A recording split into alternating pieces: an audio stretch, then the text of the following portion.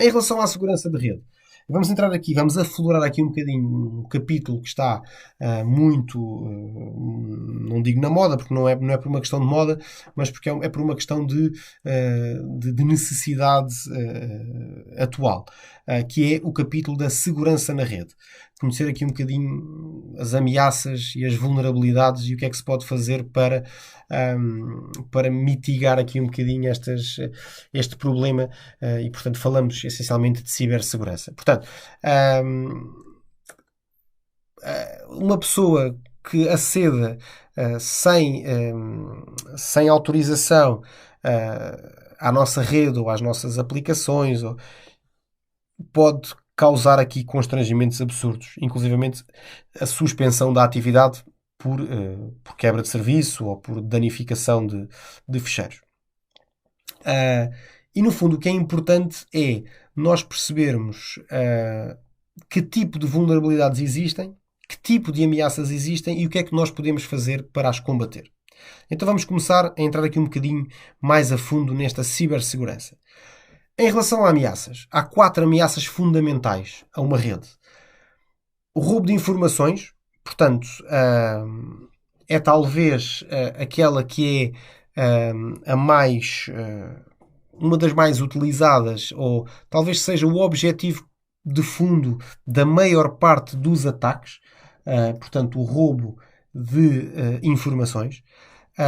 A perda e a manipulação dos dados, portanto, aqui no fundo é para causar dano.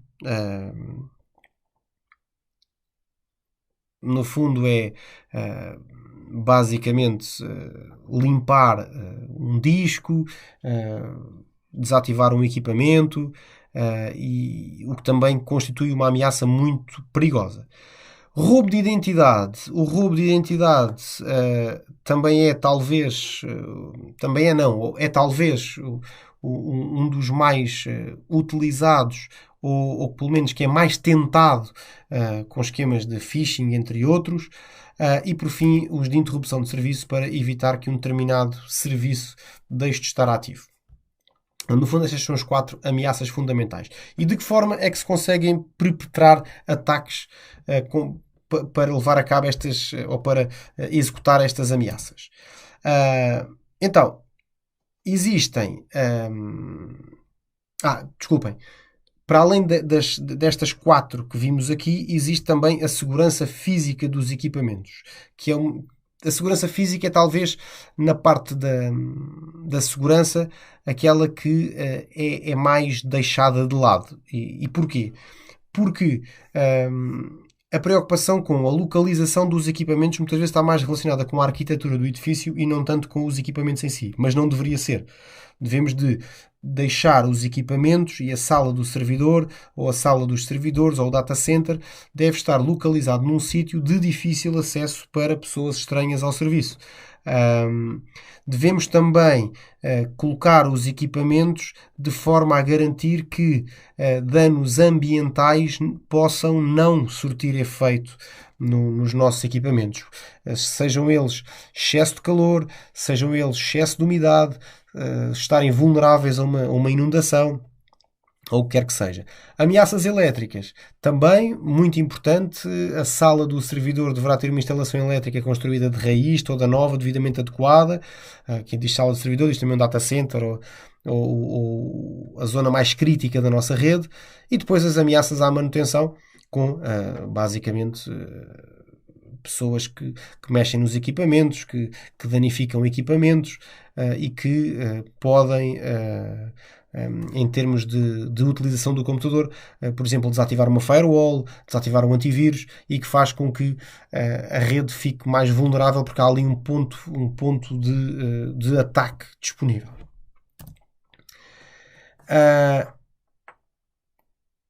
No fundo, o que nós temos é pronto, isto é a descrição do que eu acabei de falar. Portanto, ameaças ao hardware, portanto, são os danos físicos, os ambientais, temperatura e umidades extremas, ameaças elétricas, picos de tensão e ainda as ameaças de manutenção, com manipulação inadequada de componentes elétricos, descarga eletrostática, falta de componentes vitais para substituição, cabelagem inadequada e deficiente e ainda a utilização incorreta ou a desativação de serviços de segurança.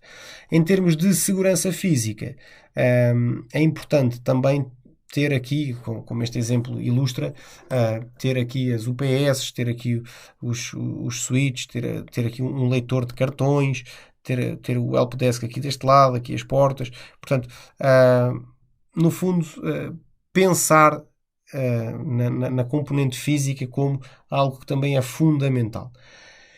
Isto pode parecer muito estranho porque, se calhar, para a realidade que nós estamos habituados, isto digamos que são preciosismos a mais. Obviamente que nós, na realidade em que vivemos, e se calhar vocês, onde trabalham, e eu também, se calhar não lidamos com tantos equipamentos ou com equipamentos com informação tão sensível que precise de tanto protocolo de segurança, mas é importante percebermos que de hoje para amanhã tudo pode mudar, não é? Podemos ter necessidade de saber isto. Mas não é só isto. É percebermos dentro destes conceitos que nos foram aqui mostrados quais são aqueles que são verdadeiramente importantes para nós. E para mim, na minha ótica, a segurança física centra-se muito nos danos ambientais, portanto, naqueles que estão relacionados com a umidade, o calor, por exemplo, as ameaças elétricas, que é montar os equipamentos sensíveis numa sala em que a infraestrutura elétrica foi toda reconstruída,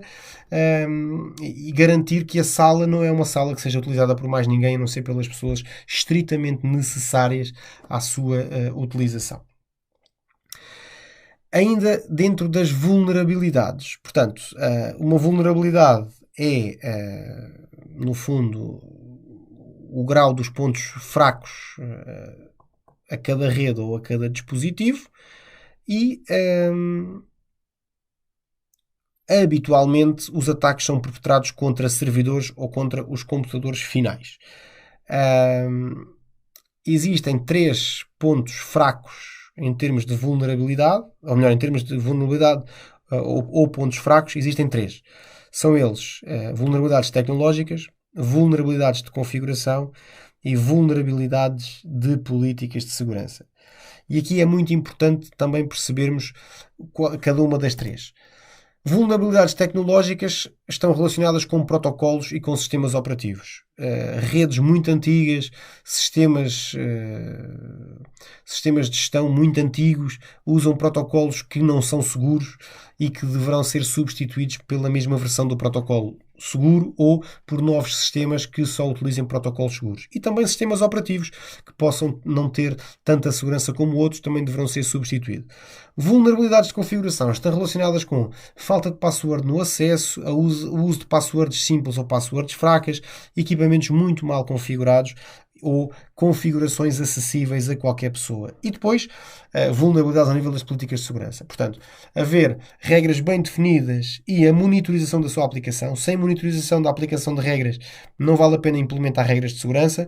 A preparação para diversos cenários e situações e ainda um plano de recuperação de desastre. Este é talvez o ponto fundamental da mitigação das vulnerabilidades, que é ter um plano de recuperação de desastre. Isto é, o que é o pior que me pode acontecer e de que forma é que eu recupero disso? É fundamental. Em termos de malwares, portanto, malware é a abreviatura de software mal intencionado e, portanto, no fundo, é código que foi desenvolvido para danificar, corromper, roubar ou ainda executar ações ilegítimas, seja elas nos dados, nos hosts ou nas redes. São 3 tipos de malwares que são os 3 tipos mais comuns. Os vírus, que são softwares mal intencionados, projetados para causar dano e que têm esta característica de se autocopiar.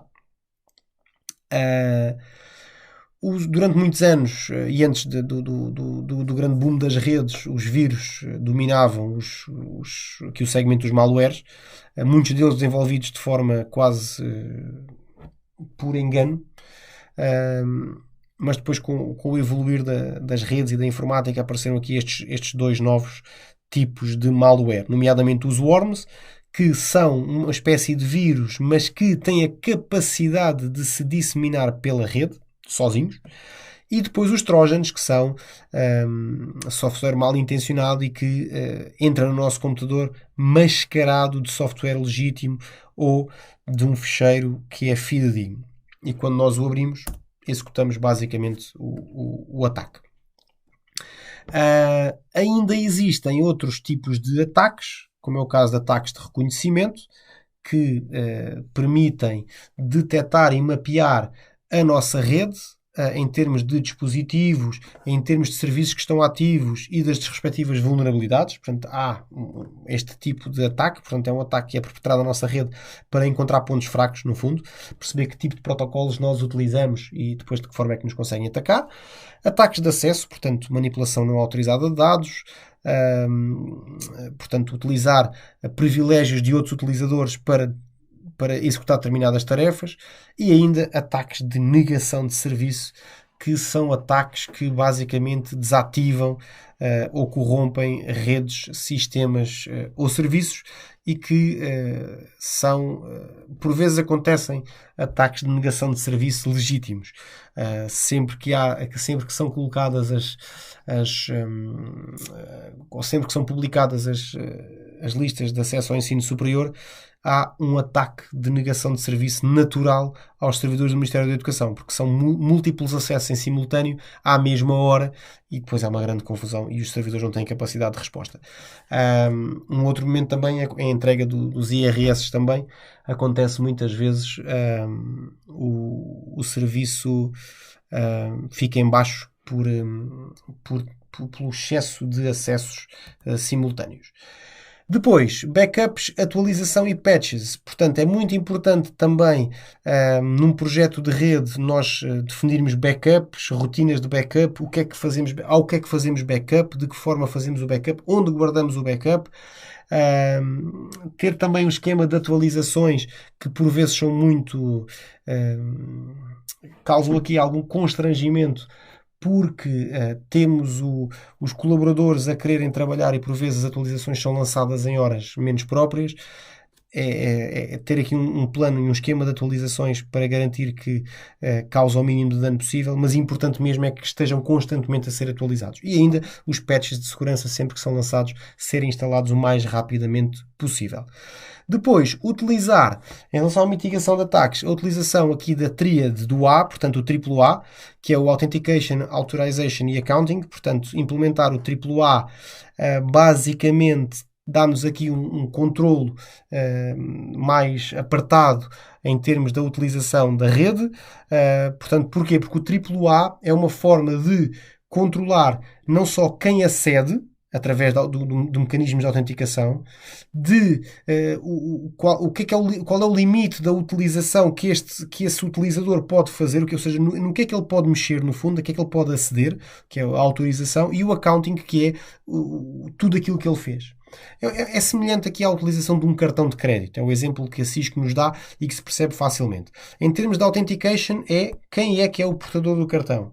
Em termos de authorization, é qual é o limite de crédito que pode utilizar. E depois o accounting permite-nos perceber quanto é que nós gastamos. Então, se nós ativarmos serviços de AAA, o que nós conseguimos fazer é termos mecanismos para controlar, para criar utilizadores para utilizarem recursos, que recursos os utilizadores podem utilizar cada um deles e, no fim, ainda o que é que depois, sempre que eles utilizam, aparecer um registro de tudo aquilo que foi utilizado. Firewalls são também uma forma de mitigação de ataques à rede. As firewalls podem ser firewalls físicas ou firewalls lógicas, em termos de software. As firewalls lógicas normalmente são instaladas nos sistemas operativos, e alguns sistemas operativos, como é o caso do Windows, já traz uma firewall instalada. Todo o tráfego passa pela firewall. E é muito importante que nós possamos configurar as firewalls de maneira a que elas possam, no fundo, impedir naquilo que lhes é possível determinado tipo de ataque.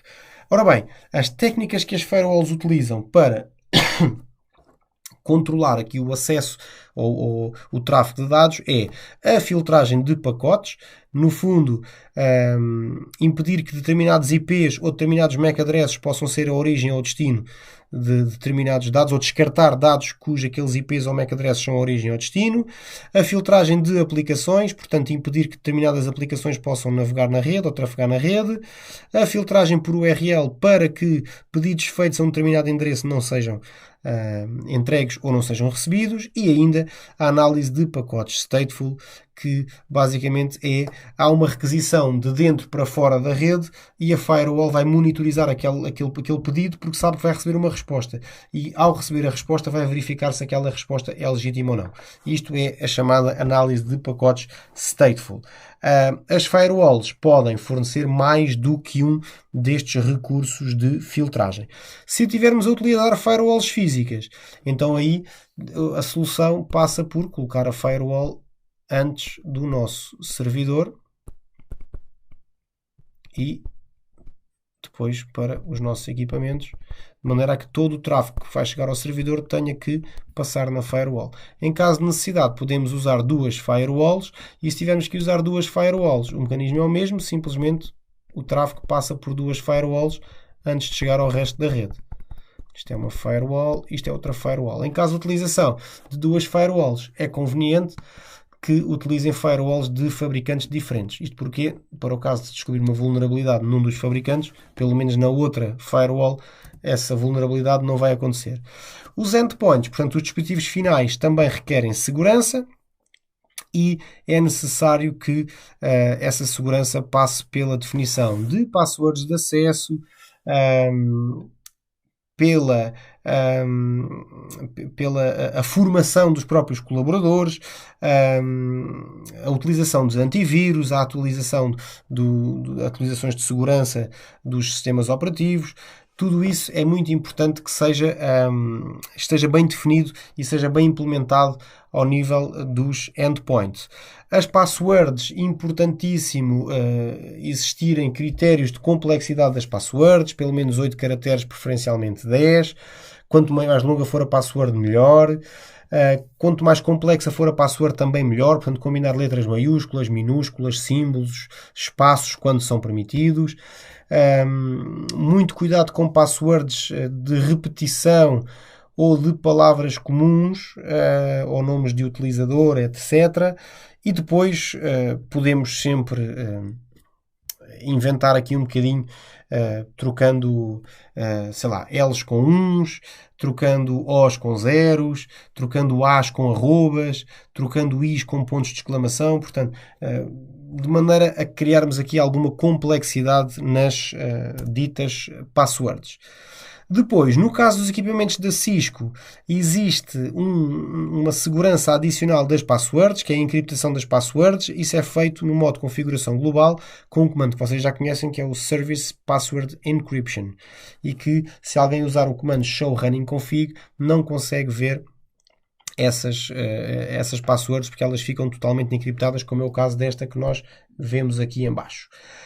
Depois, um outro comando que é muito usado para a definição de segurança nos equipamentos da Cisco é o Security Password Minimum Length. E basicamente este comando serve para quê? Este comando serve para definirmos o mínimo, que é neste caso o minimum length, é o mínimo de caracteres que a password vai ter. Reparem, Service Password Encryption, encriptamos as passwords, Service Password Minimum Length 8, ou seja, as passwords a partir daqui só vão ter que ter no mínimo 8 caracteres. Depois podemos usar o comando login block for 120 attempts 3 within 60. O que é que significa?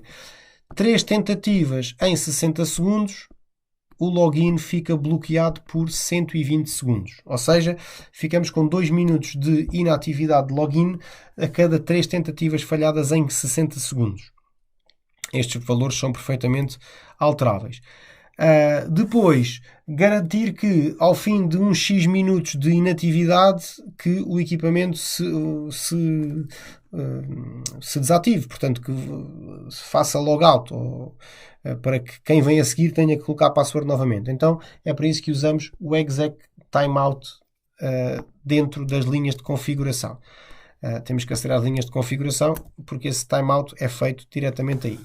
Em termos do SSH, portanto o acesso seguro ao contrário do Telnet, que não é seguro, vamos ver agora os passos que são necessários dar para ativar o SSH. No fundo o SSH é um processo exatamente igual em termos de comunicação ao Telnet, ou pelo menos tem o mesmo objetivo, contudo ele é totalmente seguro porque ele é encriptado. Vamos ver as 4 etapas para a ativação do SSH de acesso a um equipamento Cisco. Então, em primeiro lugar, primeira etapa, vamos definir um nome do domínio que vamos usar. Então usamos o IP domain e depois colocamos o nome do domínio que nós queremos. Neste caso é o span.com. Segunda etapa, vamos criar a chave de criptografia de forma a que todo o conteúdo seja criptografado e para que só o dispositivo de origem e do fim é que conseguem desencriptar estas mensagens. Então usamos o comando cryptokey generate RSA general keys. A seguir colocamos um valor, que é o tamanho da chave de encriptação. O tamanho mínimo é 1024 bits, mas podemos usar até 2048. Portanto, quanto maior for o módulo, mais segura é a chave, contudo, leva mais tempo a criptografar e a desencriptar essas informações. E então, cá está, IP domain span.com e a seguir cryptokey generate RSA general keys módulos 1024. Terceira etapa, criar uma entrada de username e password, usando o comando username, e por fim ativar as sessões de SSH fazendo o login local para que este username e password passem a ser pedidos no acesso por SSH e ativar o SSH, que é o Transport Input SSH. No fundo é este comando que está aqui. Vamos ver. IP domain span.com, cryptokey generate RSA general keys módulos 1024, depois username Bob secret Cisco, portanto Bob username Cisco password, line VTY 04, entramos nas linhas VTY para acesso remoto, ativamos o link local, o login local para que esta password e este username possam ser pedidos e a seguir transport input SSH para ativar o SSH. Há um exercício de Packet Tracer para vocês depois explorarem esta possibilidade de utilização do SSH e de configuração do SSH. Agora, desempenho básico da rede. Como é que nós medimos o desempenho? Existem comandos, que é o comando ping e o comando traceroute, que é o traceRT, que é chamado traceroute, e mais fácil do que eu vos estar aqui a dar uma grande explicação é vocês verem este vídeo. Este vídeo é muito interessante porque explica de uma forma muito simples, mas ao mesmo tempo detalhada, como é que estes dois comandos funcionam. E eles são usados para nós medirmos o desempenho da nossa rede. Quando usamos o ping, há sempre um conceito que nos gera uma grande confusão, que é o time to live, o TTL. Este vídeo mostra-vos como é que o TTL, ou também chamado hop count, funciona. Também é interessante que o vejam porque vos vai acrescentar aqui muito em termos de conhecimento. Em relação aqui ao ping e ao traceroute, também tem um exercício de Packet Tracer para fazer. Também vão ter um vídeo com a solução dele na página do NetAcad. Depois existem uns comandos que nos permitem ver determinadas informações nos nossos equipamentos Cisco. São eles o show running config, para nós vermos a configuração que está a correr, o show interfaces para vermos as interfaces que estão ativas, as que estão ligadas e o que é que está em cada uma delas, o show ARP para vermos a tabela de ARP do nosso equipamento. Não se esqueçam que a tabela de ARP é a que converte IPs em MAC addresses, o show IP route para vocês verem as rotas que estão definidas no vosso router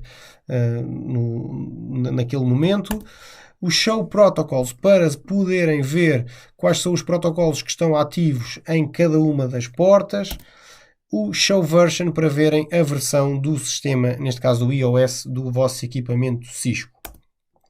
Têm também um exercício de Packet Tracer, que também vão ter a sua realização na página do NetAcad e que vos permite também explorar aqui um bocadinho mais estes comandos show. O comando ipconfig é um comando que é muito usado em Windows, portanto em Unix é o ifconfig, e que nos permite ter acesso à linha de comandos, ter na linha de comandos acesso às configurações IP. Se usarmos o comando ipconfig de forma natural, ele aparece na sua forma resumida, dá-nos o IP, a máscara de subrede e o default gateway. Se usarmos o ipconfig/all, então conseguimos ver todo o endereçamento de layer 3 do nosso dispositivo. Nomeadamente, temos perceber se estamos a usar DHCP ou não, se temos a autoconfiguração ativada ou não, o nosso MAC address, temos também algumas informações relacionadas com a nossa placa de rede, depois temos o IP, a máscara de subrede, o default gateway, temos o servidor DHCP que nos atribui o IP, temos ainda o servidor ou os servidores DNS e a última vez que obtivemos este IP e até quando é que este IP é válido. Esta é a informação que nós obtemos com o ipconfig/all. No nosso computador Windows também podemos ter acesso à nossa tabela de ARP, que é a tabela que cruza os IPs com os MAC addresses.